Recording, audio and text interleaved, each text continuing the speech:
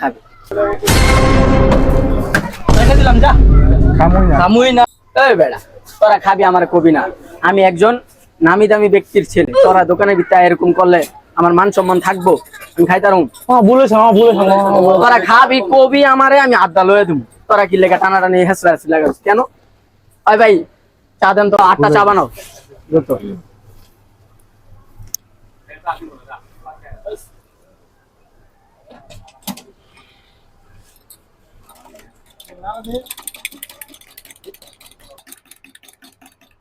Elon ভাই চা।